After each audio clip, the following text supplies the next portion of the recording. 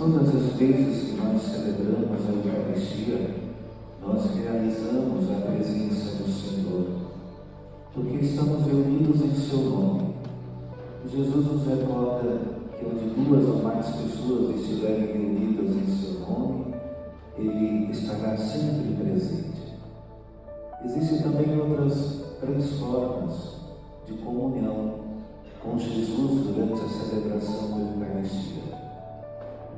Na pessoa do ministro ordenado, que atua na pessoa de Cristo, na proclamação da palavra, o próprio Cristo que nos fala, a palavra que se fez carne e veio habitar no meio de nós, e na comunhão eucarística, no pão e no vinho que consagrados se tornam alimento para a nossa salvação.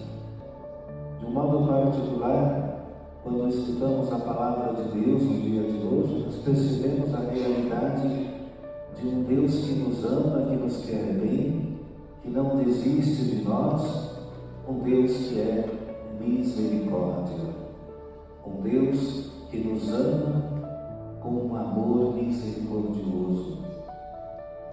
E não são palavras redundantes, mas se tratam da realidade de Deus que se manifesta em nossa vida, que se revela para que nós procuremos a nossa conversão e sejamos também misericordiosos uns com os outros, assemelhando-nos assim aquilo que Deus espera de cada um de nós. Escutamos o Evangelho do capítulo 15 de São Lucas, mais uma parábola da misericórdia. Logo nos identificamos com o filho mais novo.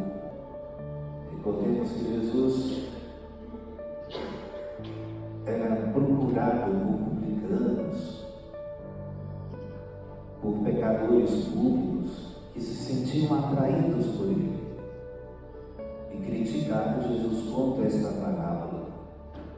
O filho mais novo, que no uso de sua liberdade, pede a parte da herança ao pai que lhe corresponde. E vai, gasta tudo o que tem de modo desenfreado, sem pensar no amanhã, no gozo de sua liberdade. Somos todos nós, quando no livre-arbítrio procuramos seguir os nossos caminhos, sem uma referência ao amanhã, sem ter presente o horizonte da salvação que Deus nos propõe como meta para a nossa caminhada, como objetivo da nossa vida, um sentido pleno que nos motiva a caminhar sempre na presença de Deus. Com o livre-arbítrio, com o dom da liberdade que Deus nos concede, muitas vezes podemos ir por esses descaminhos que nos afastam de Deus, que nos privam da sua bênção, da sua graça e que nos levam a experimentar a iniquidade do nosso coração, a perceber que nós somos tão frágeis e que necessitamos da graça de Deus. E Deus, que nunca desiste de nenhum de nós, mesmo quando percorremos outros caminhos que não nos levam a Ele, espera a nossa conversão. E num lampejo da graça divina, esse jovem cai em si e recorda da casa do Pai,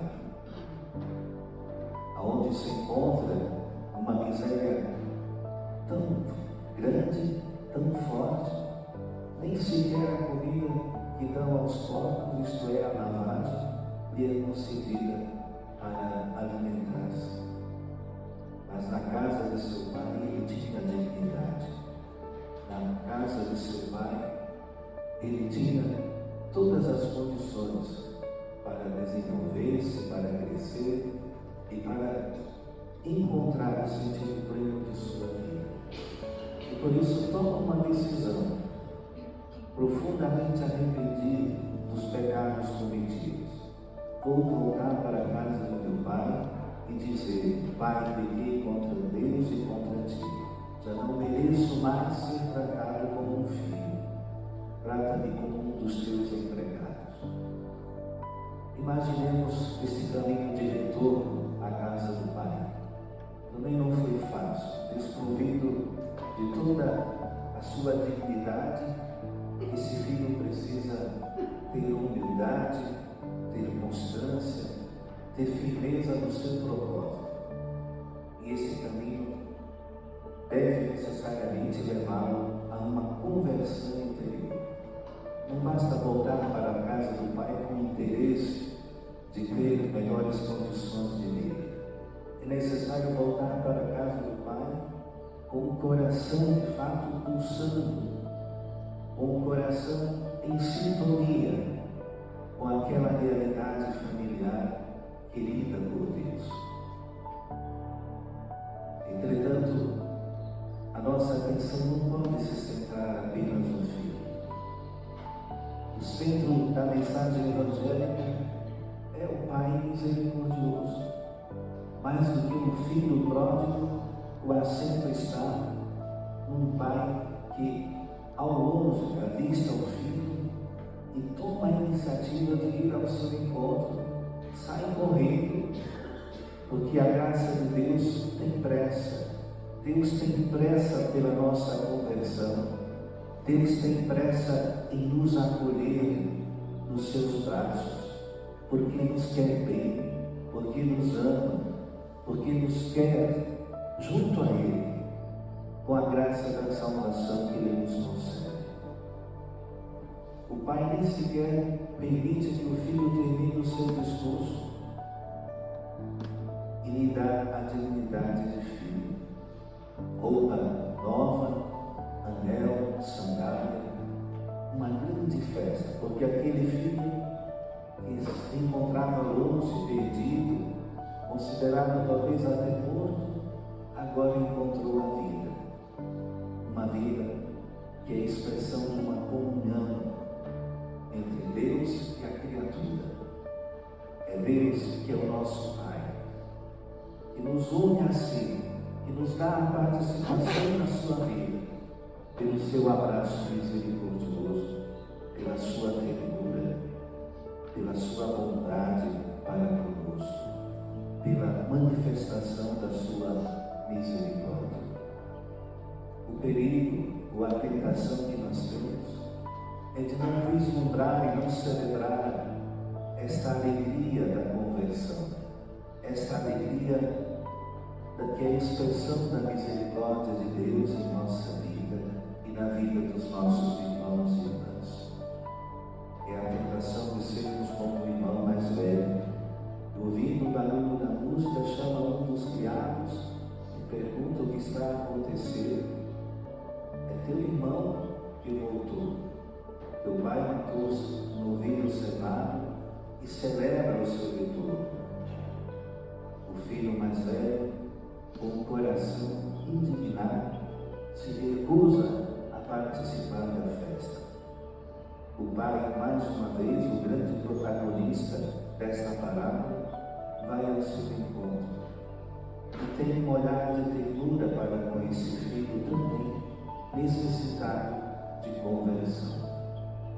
Todas as vezes que nós nos aproximamos das coisas de Deus e nos sentimos donos daquilo que é a realidade do amor de Deus em nossa vida, nós somos esse irmão mais velho e não somos capazes de nos deixar tocar pela graça de Deus. Nos acostumamos com as coisas de Deus, mas não nos convertemos. Nos acostumamos a participar de atos, de ritos, mas não nos deixamos tocar pelo mistério da graça divina. É teu irmão que voltou, diz o Pai. Não é um desconhecido, não é qualquer pessoa.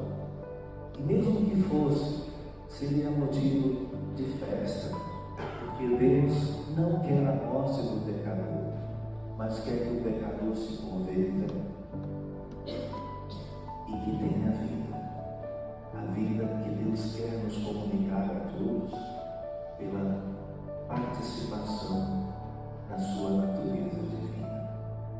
Irmãos e irmãs, que esta parábola da misericórdia de um Deus misericordioso, de um Pai cheio de ternura, nos toque profundamente, para que sejamos capazes de celebrar sempre a misericórdia de Deus para conosco e também exercendo-a em relação a todos os nossos irmãos e irmãs. Dai graças ao Senhor, porque Ele é bom, eterna é a sua misericórdia.